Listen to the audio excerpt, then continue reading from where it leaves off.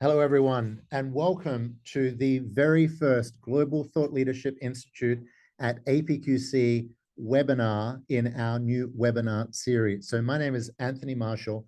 I lead thought leadership at the IBM Institute for Business Value, but I'm here in a different capacity today.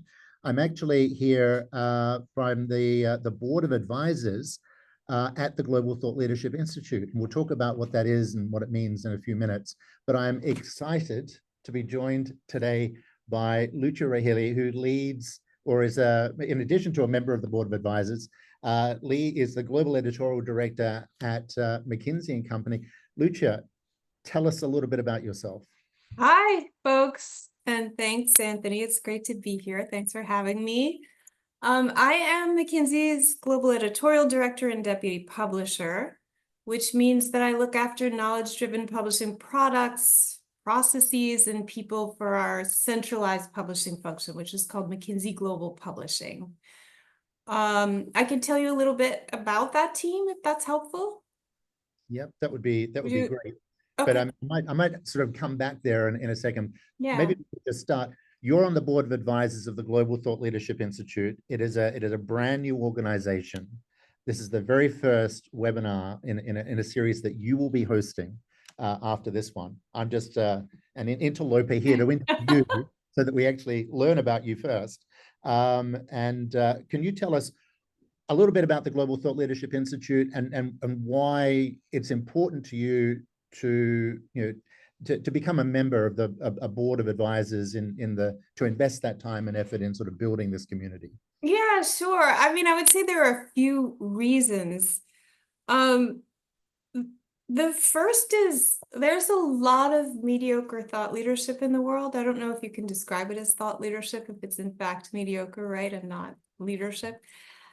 There's a lot of mediocre content in the world, and the world is getting deafeningly noisy.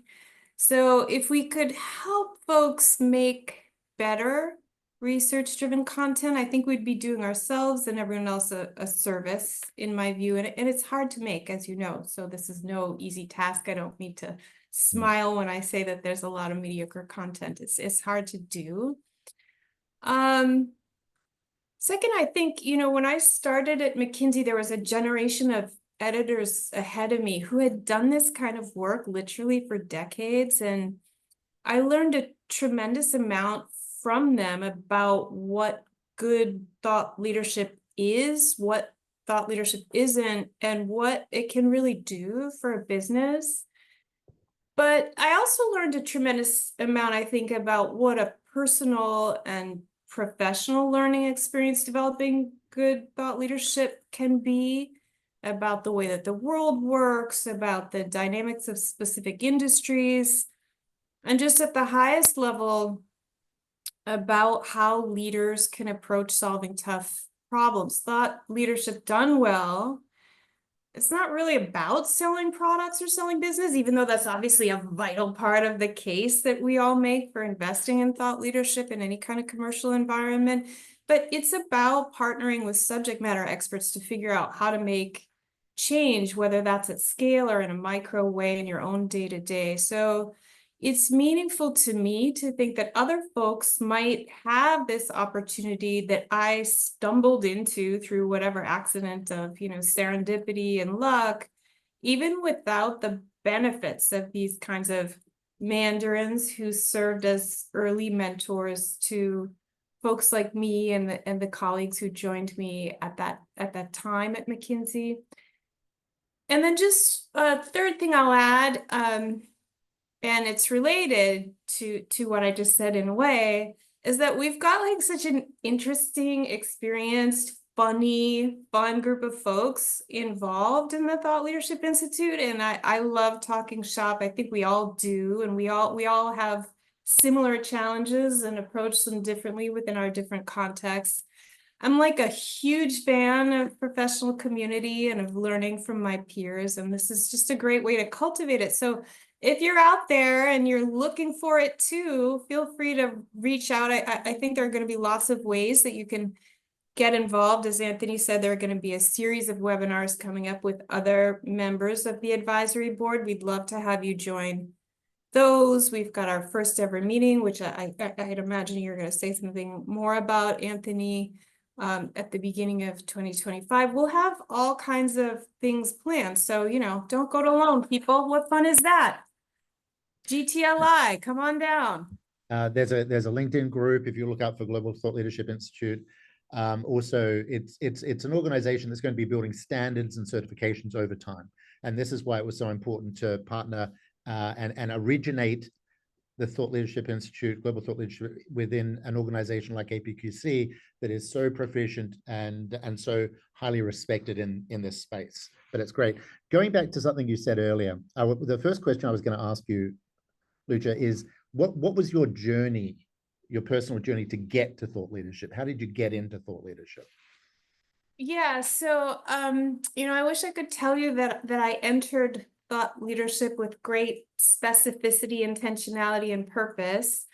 I have been in this particular racket for more than 2 decades at this juncture, I will say, with some mixture of like appreciation for my good fortune combined with acute like midlife existential terror that I have celebrated this past summer, my 20th anniversary of doing this kind of research-driven publishing at McKinsey. So I've been at it for quite a long time. But when I joined, quite candidly, I didn't purposefully embark on this particular career, and nor was thought leadership 2 decades ago anywhere near as prevalent or, dare I say, sexy as it is today. I just thought of it as an opportunity to learn about global business dynamics and how they shaped and informed culture and politics. And I was young, relatively speaking, so I thought I'd do it for a couple of years and move on. I had no expectation that this would become like my own personal Hotel California situation. But McKinsey's obviously a fantastic place both to work generally and to do thought leadership in particular, and therefore a super hard place to leave in a variety of ways. So the surveying that we've done, sometimes when we look at what thought leadership is consumed by business leaders in different countries around the world, McKinsey in many of the major economies comes up as number 1. Like you've got a big share of mind share. You've been doing it for a long time. I've got a couple of questions there. Now, the first one is, it seems to me, a lot of other organizations have this challenge of thought leadership or marketing and thought leadership or marketing. And yet for McKinsey, they seem to be the same thing. Thought leadership is your marketing. Is that how thought leadership is approached at McKinsey, or is it different from that sort of paradigm? Well, it's interesting because marketing was a kind of a forbidden word at McKinsey for a long time. McKinsey didn't engage in traditional marketing activities. And so thought leadership was the currency that we brought to market to build reputation, activate client relationships, and advance discourse and debate in the marketplace. You're right that in our context, publishing is part of what we have a broad function. We call it, our label is reach and engagement. Publishing is a part of that. And it sits adjacent to, but distinct from, what might in other organizations be called some version of marketing. We're obviously super collaborative across with our reach engagement colleagues. We work with them very closely on the day-to-day, but we do try to keep that bright line between research-driven insights and marketing or communications-specific activities. So do you have a research philosophy? Is it something that you sort of think about and articulate? So is it something you if I ask that question, is it something that's easy to answer, or is it more abstract than that? Well, it's so as a firm, McKinsey develops thought leadership across a very broad and variegated canvas of business topics, right? So research methodologies can really vary depending on the project. one way of answering that might be we do have a backbone of research institutes like the IBV, almost like our think tanks, right, that engage in multi-month research projects to examine changing business dynamics and what their implications will be across various segments or various geographies. Our primary institute is MGI, the McKinsey Global Institute, and its research, again, can take a variety of forms, often with input from experts both internally and, frankly, external experts, including leading economists who might be Nobel laureates, for example. But ultimately, the analysis is the institutes alone. And the goal is always to provide an independent fact base that can aid in decision-making by business and policy leaders. That's a little bit different. Our approach there is a little bit different from what happens at the practice level. We develop thought leadership at the level of the practices as well, sometimes in collaboration across multiple practice areas. And again, research approaches here can vary depending on the project. There are, surveys obviously are proliferating given the ease of surveys now. There's gathering business intelligence, desk research, all kinds.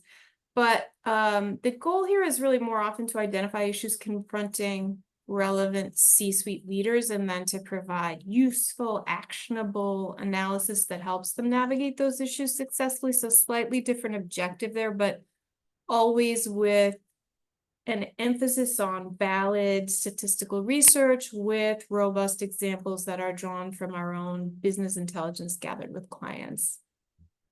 Do you take a sort of a portfolio approach? Is when you think about your portfolio of content, if you will, there's that you deliberately sort of plan ahead and think, these are the big, we're going to do X number of really big, deep research-driven projects. There's going to be a certain number of points of view. There's going to be maybe some stuff really aligned to what we're trying to pitch out in the marketplace, and then blog, for one of it, blogs. Is that how you approach the planning, or what's your take on content? Well, I mean, that's an admirably coherent sounding approach. McKinsey is a big place, and again, research is happening all over the firm, and it's coming often from the bottom up, right? Yep.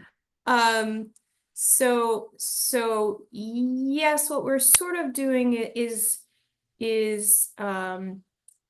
looking at proposals for research-driven projects that are coming up all the time, originating from pockets of practices where research is being undertaken or where a certain amount of business intelligence with clients has been gathered that feels like it's pointing towards some interesting insights or analysis. And we do review all those and vet them kind of centrally through these editorial boards that we have per practice and determine which are going to go forward, which are better off holding or combining with others.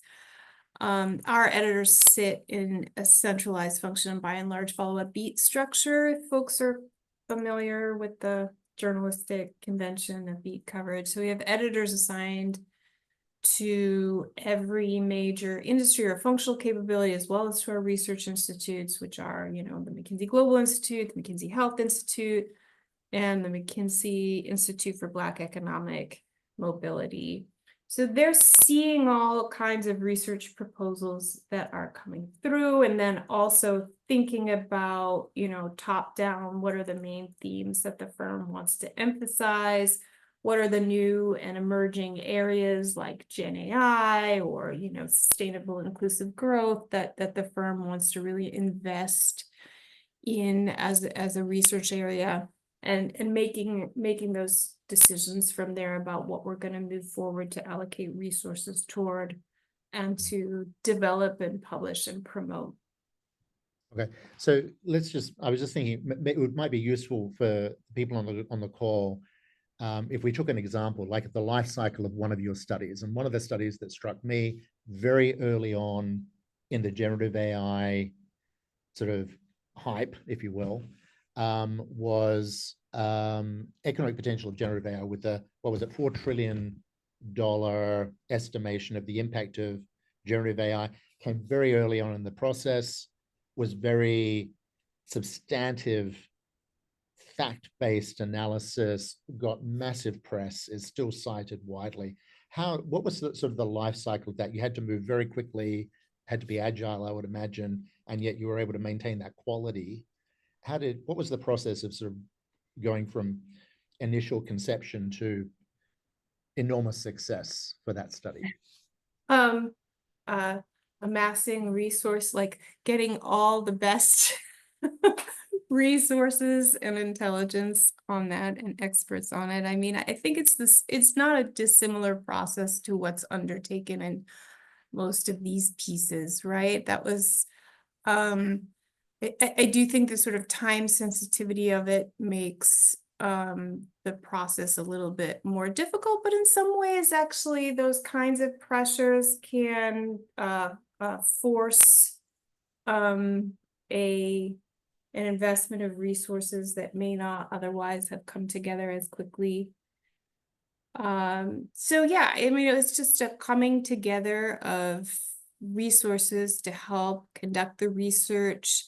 In those cases, editors are sometimes involved upstream in the process to shape the storyline, along with key senior stakeholders who are obviously extremely invested in ensuring that the analysis is correct. There's always intelligent people will always disagree about the analysis, so there's a lot of rich discussion and debate about how the analysis will unspool, and then getting the piece sort of written, edited, syndicated, produced, published, and disseminated is the whole sort of is a whole process unto itself. So I'm not sure if that answers your question, but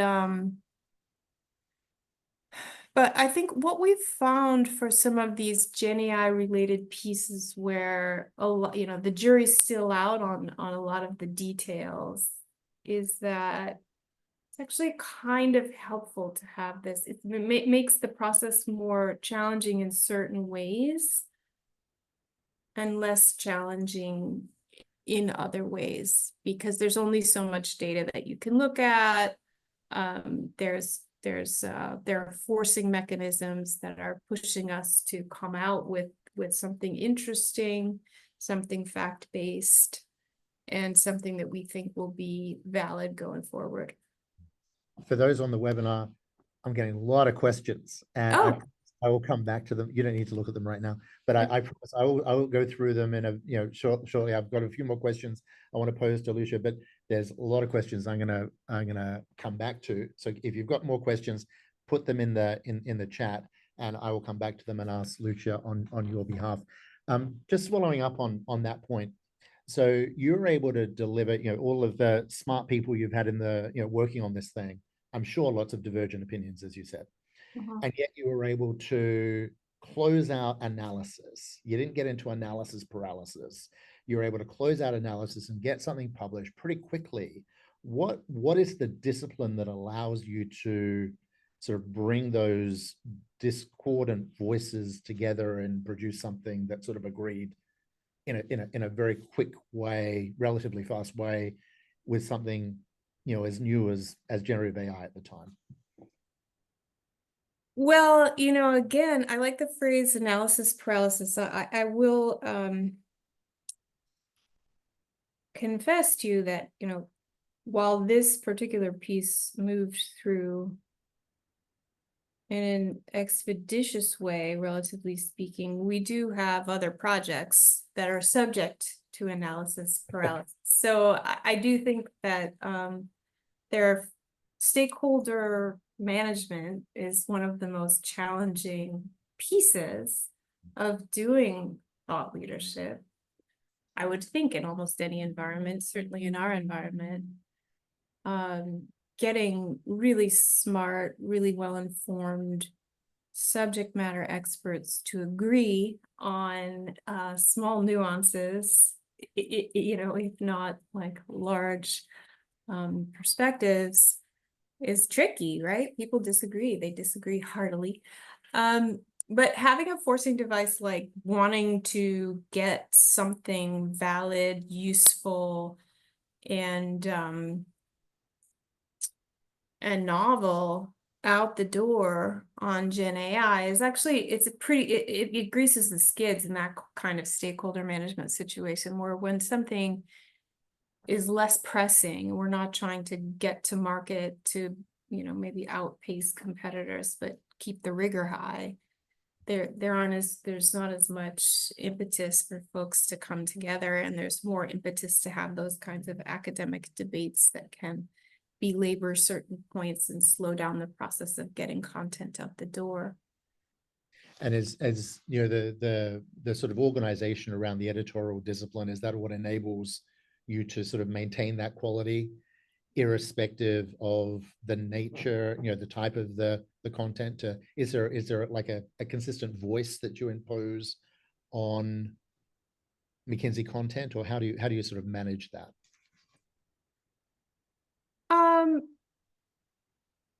Well, we view quality through the lens of whether pieces are novel, they present a novel point of view, whether pieces are valid, which is the research piece that you're speaking of. Are they data informed, data backed? Do they hold up under rigorous scrutiny from a statistical perspective, etc.? And then, are they useful? How useful are they? Are they actually either going to, hopefully both, advance discussion and debate on the given topic in the business landscape? And are they offering something actionable that will allow senior level executives in the target audience not just to say like, oh, that's really interesting, now I'm going to go back to my job, but to think like, hey, how am I going to implement that in my job? Like, how can I make this work? Like, this is really, this is a framework that I could deploy. So we view quality through that kind of distinctiveness lens more than through voice. We talk about voice and tone of voice and so forth, but I think there is actually some flexibility in voice, and there's also flexibility in voice in different form factors, right? Like certain form factors may be more casual, certain form factors may, be more formal. So voice is something that I feel like we play with a little bit more, but we don't mess around with like distinctiveness, the criteria that we look at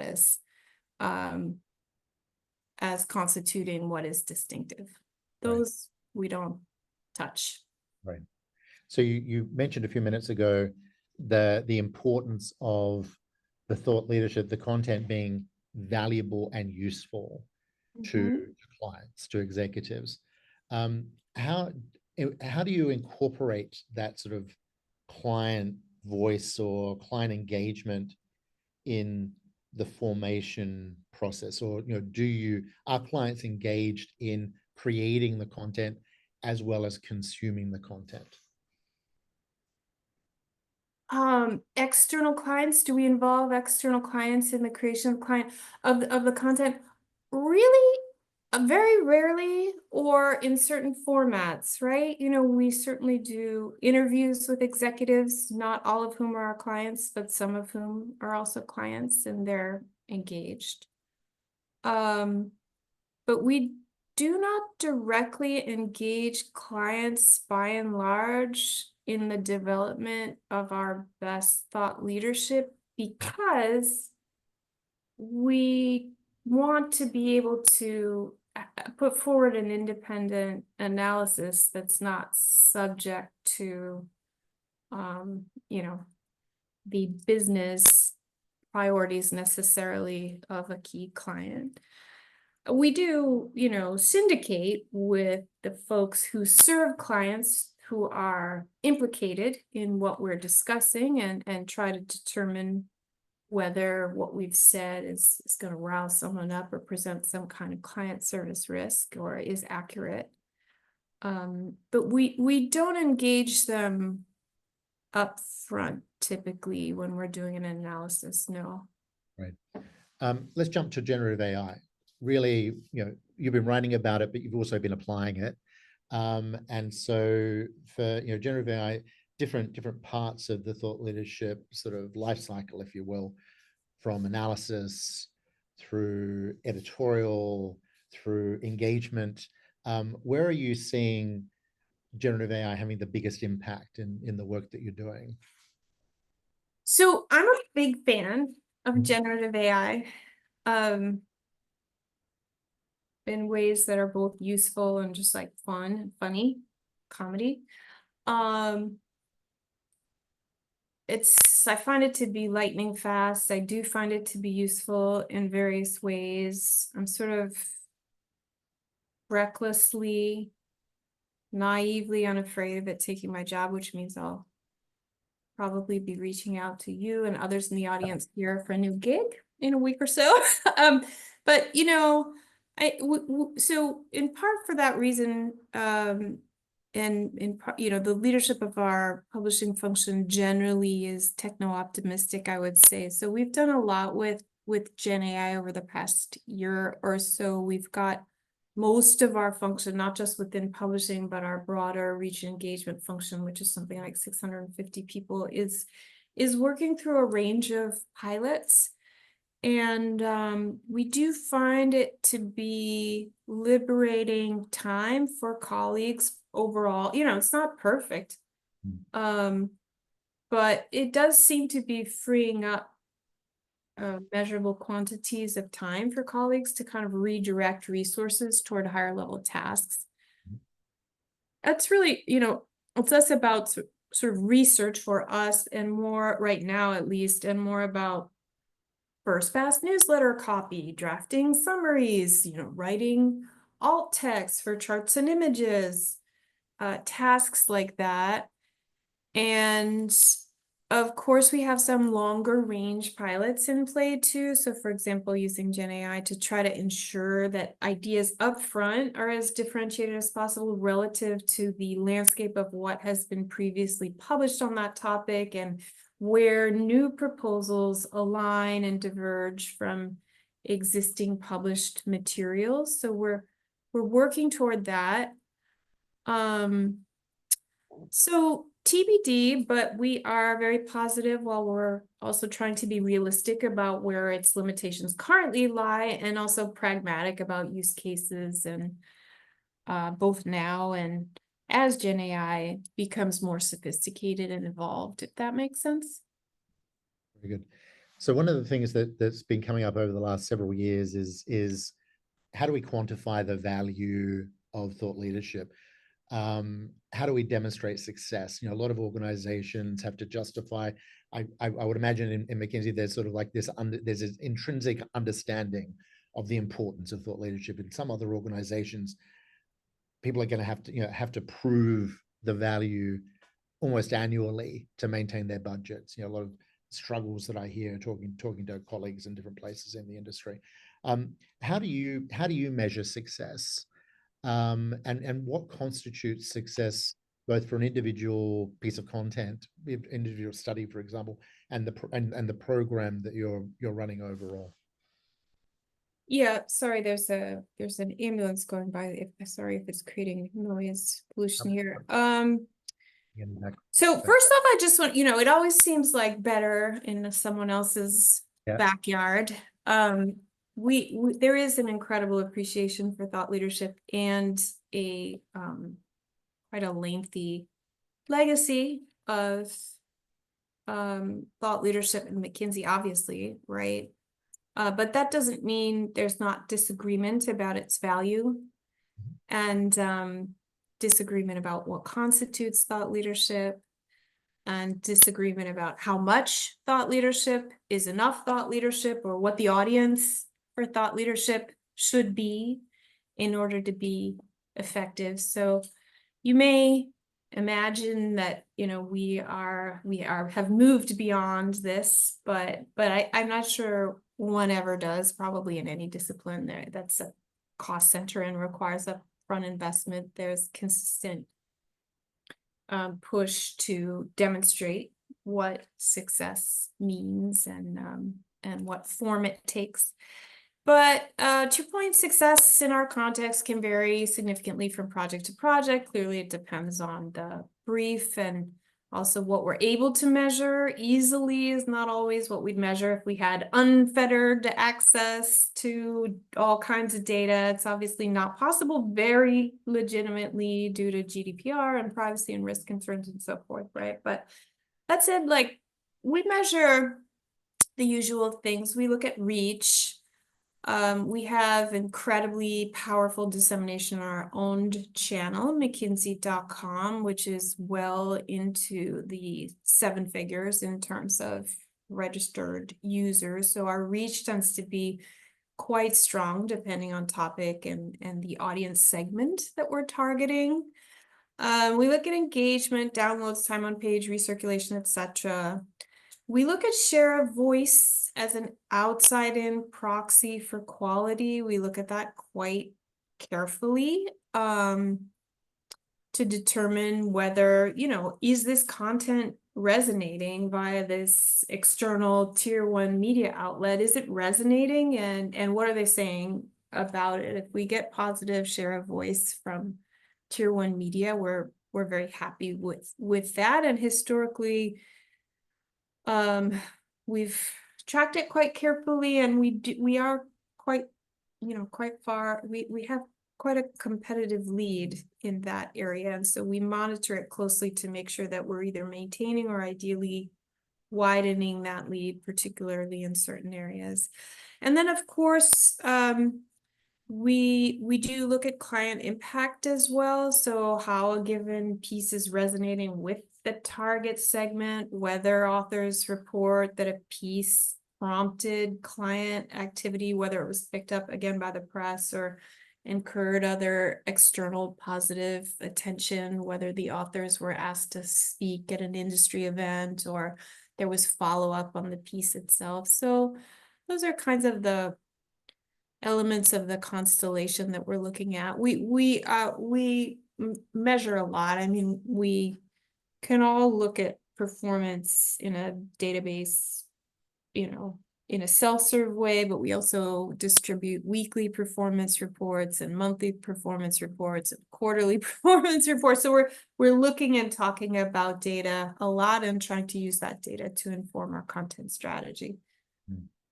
So there may be some people listening that are here because they want to become more impactful thought leaders, and have a bigger impact, bigger influence in what they individually produce. So with your career, 2 decades in the industry, any thoughts or advice that you could give to people that want to expand their impact?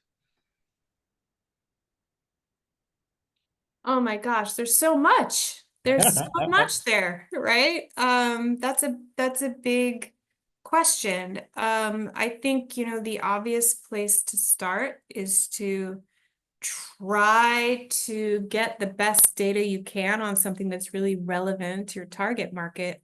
I think not everyone is able easily to access that kind of data, but if you can, that's gold.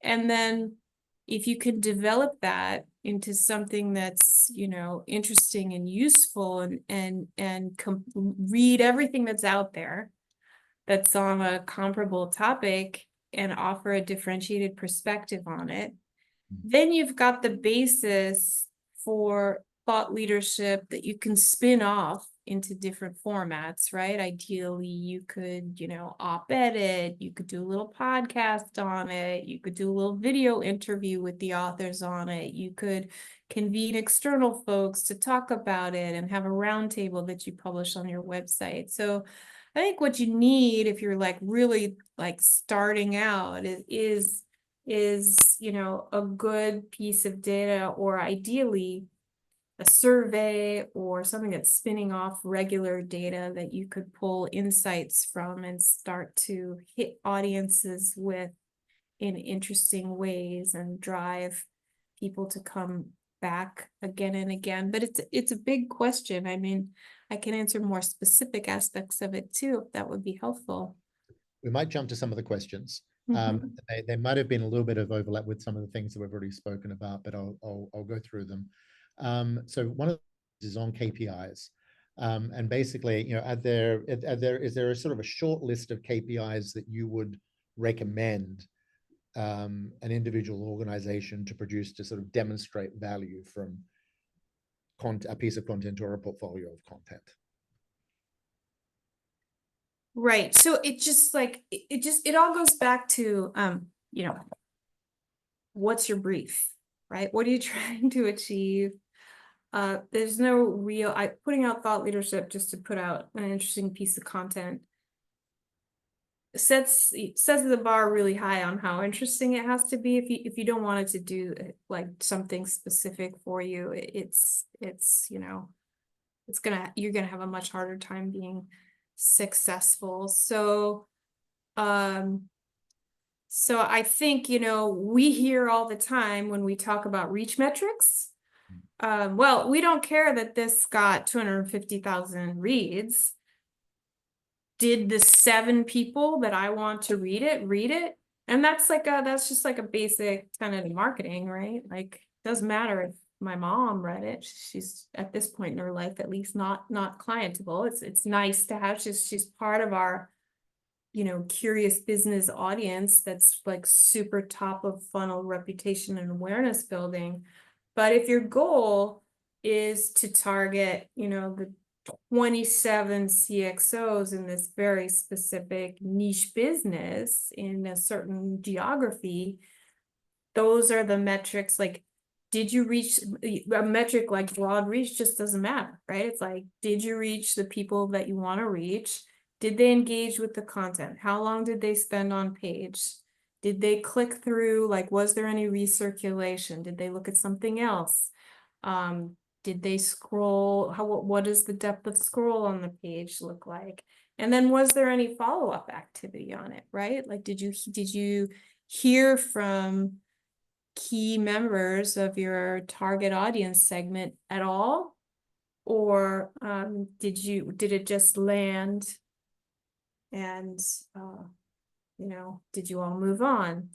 There are other things besides quality, of course, that affect those, right? Like you've gotta, you gotta make sure, like, is it actually are people actually seeing it? You can't just like put something up and then hope people visit it, right? You've gotta promote it, you've gotta disseminate it appropriately, you've gotta put it on social media, there are all kinds of ways. But it's just we have this conversation again and again, sort of toggling each time with a new person tells us with great sincerity that what we don't understand is that these big metrics don't matter if it doesn't reach their clients. And then on the other side, if a piece doesn't do really well, they say, why didn't it do as well as this other person's piece? So it's obviously really important to define what those KPIs are up front, depending on what the project is, and if it's like a continuing thing. For example, if you have a blog, if you have a podcast, it's important to watch the trend lines, right? And see what's working, what's not working, how is the trend moving? Are there exogenous factors that contribute to these trends? I'm very interested in the US in how the upcoming election in the fall will affect readership. In the last, not the last election, but the election prior, where the media saw what we called in the US a Trump bump, we saw a very clear Trump slump as people's attention was just diverted toward this big unexpected change that had happened in the US political landscape. And we saw really a direct effect on engagement with our own thought leadership. So there are also these exogenous factors that can affect performance too, that need to be considered. Very interesting. So we had a question about what a thought leadership organization looks like. So, organizationally, what is if you're able to share a little bit, what is your organization look like? And also the question is this knowledge management? How does knowledge management and thought leadership organization gel, if at all? Yeah, so that's a super interesting question to me, particularly because when I started, publishing was part of knowledge management, which was kind of nascent. I mean, there was a publishing group that was the McKinsey Quarterly, and then a new publishing group was created to develop knowledge-driven content that sat within the knowledge management organization. And that maybe lasted 8 or 9 years as knowledge management as a discipline was like, the hot discipline du jour, and then kind of faded, and publishing became its own function. But to the first point, let me start with the first point, which is that we are a team. McKinsey Global Publishing is a team. It's centralized. It's entirely centralized. So there are not like editors sitting elsewhere in the practices. Historically, there have been, but as of restructuring last year, we are a team of roughly 100 editors, visual storytellers, designers, producers, folks who oversee audience development and innovation. And we oversee the development of, I think this year we're going to target maybe 1,000 pieces of thought leadership in a range of formats. And those can include reports and long form articles through to like podcasts and videos, charticles, storytelling, and so forth. So folks who are interested can obviously check out what we do in the insights section of our website, mckinsey.com. So that's how we're set up. And as I said before, we are a discrete group within the reach and engagement function, but with a bright line between reach and engagement and like media relations or, communications, which is kind of our marketing, or brand. These are kind of our more marketing oriented functions. On knowledge management, there's a ton of tacit knowledge still, I think, right? There continue to be efforts to capture and codify tacit knowledge. And I would imagine, although I haven't been close to it, that Gen AI will be very helpful in this regard. I hope that Gen AI will be very helpful in this regard. We have a massive internal library of knowledge that continues to grow and to be searchable. But it's entirely internal. And I would imagine that would be a great source for Gen AI to pull from. But it's a bit, but we're not working closely with any kind of knowledge management organization. We do use that to inform our work because it's a searchable database and it contains I can't even approximate how many PowerPoint documents and other documents are in that library, but it was an early attempt that was developed to capture and codify tacit knowledge, and there's a huge amount in it. Okay, very good. So we had another question, again, sort of thinking about generative AI emerging as a topic. So the question was, in the early days, did you and indeed any topic, not just generative AI, did you put together a new team of editors and marketers to cover generative AI when it became big, or was that just part of everyday doing business and it was just another topic that was sort of emerging as important, and or was it sort of more crack squad, if you will?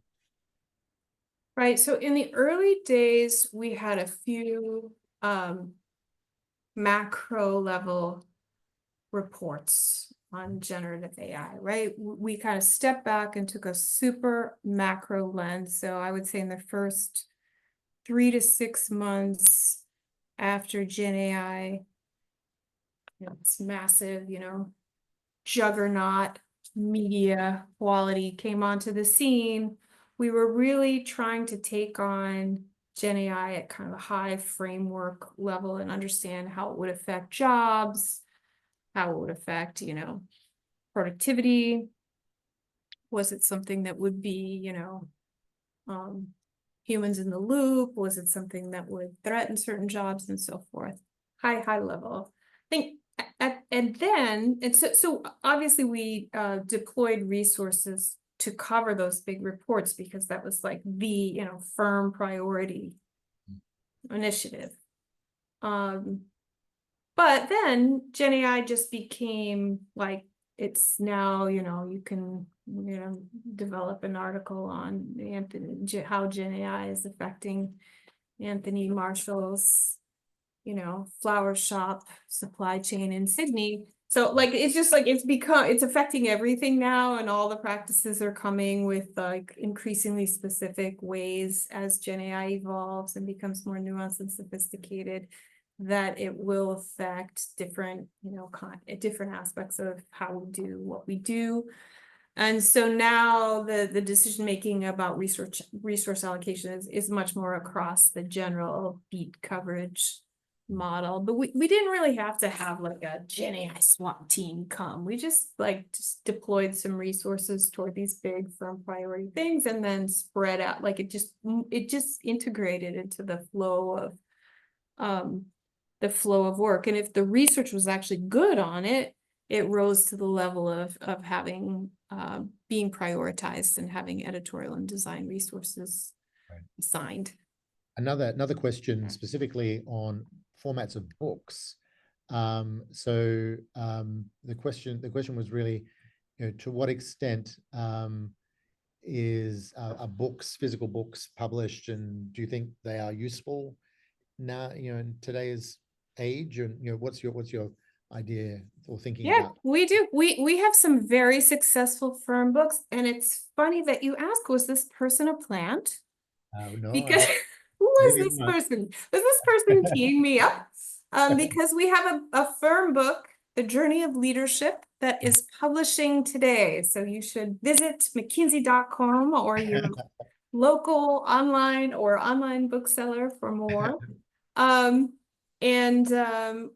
We publish, several firm books every year. We find that they do very well. They are a big investment. So I think, there's something to consider probably as part of a mature thought leadership program. It depends again, like on what your objectives are for your thought leadership program, but we have enough daily pieces that we can have pieces that, span different lengths, and books would be obviously the most intensive of those.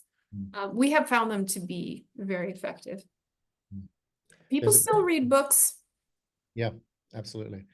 And in fact, I think physical books are doing better than digital books right now, and which is remarkable, right? We're both being asked a question who we think are really good at thought leadership, and given our role on the board of the Global Thought Leadership, everyone produces great thought leadership. Yes. I think is the right answer to that. Because we're building a community, and there are organizations around like Source Global and others that sort of rank thought leadership and do a more comprehensive job than we could possibly do at that. A question on where do we draw the line between content marketing and other communications, and I guess thought leadership? Do you have a perspective? I know you raised it a little bit in terms of the marketing question earlier, but anything you want to add to that question? I mean, to me, it's like good thought leadership can play a part in a content marketing program. Content marketing is not necessarily thought leadership, right? It doesn't go both ways.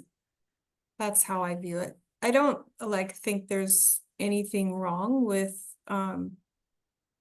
or not even wrong, but I think there's no sort of disconnect between like taking a great piece of thought leadership and positioning it and marketing the hell out of it so that you're reaching as many people or the right people in different ways, and appealing to their increasingly heterogeneous content consumption preferences and all those things. There's nothing wrong with that, but like content marketing is not thought leadership by itself, right? It's much broader. It's a much broader umbrella category than that, to I have me. a couple of questions that I'll conflate. So one is, on a typical paper, how long does it take for you to do a sort of a risk QA process on a typical paper?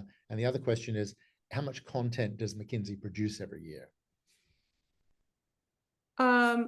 So the latter one's easier. So we were producing a lot of content. We've been producing a lot of content. But by which I mean,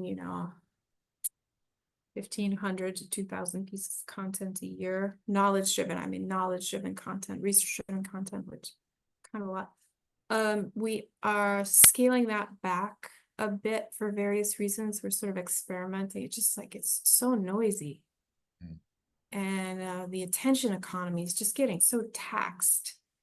And we want to see what happens if we pull back, really focus in on our highest quality pieces, be really rigorous about the way that we deploy resources and so forth. So we're targeting, something like 1,000 pieces this year. On the second, risk QA, depends on how risky the piece is. Can take forever. Risk QA can kill a piece. Risk QA can extend the life of a piece for the life of a pre-publication, the pre-publication lead up, like 6 months.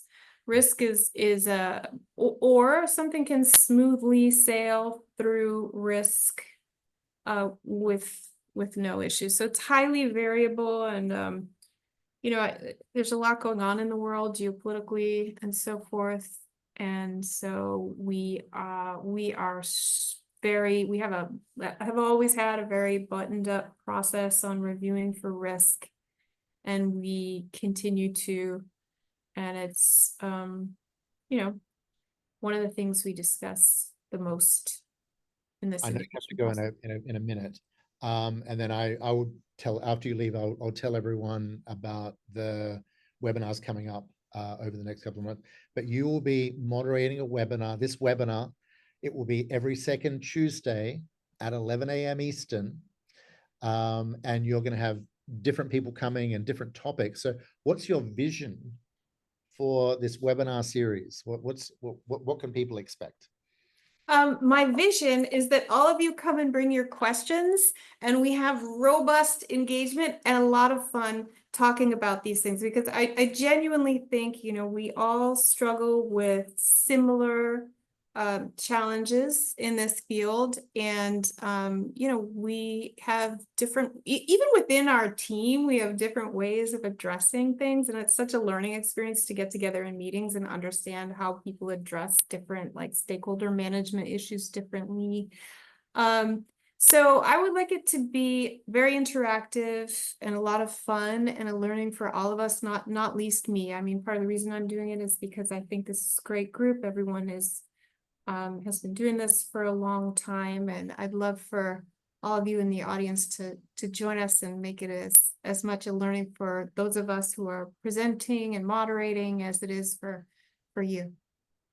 Well, thank you, Lucia. Please stay on for everyone else, because I've got a little bit more information. But everyone can look forward to seeing you in exactly a month's time, less 1 hour, because it starts at 11 a.m. And so we're looking forward to that. I think you've got Francis from Accenture in the next session. Yeah, Francis is fantastic. You can't miss Francis. Francis is great. Also, if you don't want to wait a month to see me, I'm moderating a webinar at 12 o'clock on the Journey of Leadership book. So come on over to mckinsey.com/live and look for our McKinsey Live on the Journey of Leadership. Thanks a lot, Anthony. Thank you. Great to see you. Good to see you too. Thank you. Bye-bye. Okay, let's bring up that last slide. Thank you, Nikki. All right, there we go. And so a couple of things. We have more, as I mentioned, this is the first in a series of Global Thought Leadership Institute webinars every month, the second Tuesday of every month at 11 a.m. Lucia will be moderating. First discussion is with Francis Hinterman, who leads thought leadership at Accenture. the idea is to give you a sense of what some of the big producers are doing. After Accenture, we'll be talking to board members from EY and KPMG, and then going into next year, we'll be talking about this symposium. And so we mentioned that the Global Thought Leadership Institute is a new organization. It is being formed this year. This is the first major event. You're already able to go on to LinkedIn and join the community, Global Thought Leadership Institute, as you know, go and type that in as the group. There will be a symposium on the 6th of February next year in Houston. It is all about rethinking thought leadership. We are finalizing the agenda and the speakers right now. It is a one-day event. It is going to be incredibly valuable, with many of the leading thinkers joining, and to talk about how they conduct thought leadership, some of the challenges they've faced, how they've overcome it, and some of the great new innovations that they're bringing to thought leadership. This is very exciting. We will share more information about the symposium as it is crystallized, which is going to be happening in the next several days. Is there another slide about the forthcoming content, or are we good? No. Okay. And so, as I mentioned, look out for invites to the forthcoming webinars in this new webinar series. Thank you very much for joining. If we did not get to your questions, I do apologize. We got through as many as we could, but join next time, and Lucia will be leading and getting to your questions, hopefully much more effectively than I've been able to. And so that's going to be absolutely tremendous. I'm looking forward to being in the audience with you for that and all the future webinars in the Global Thought Leadership Institute. Thank you again, and have a very good day.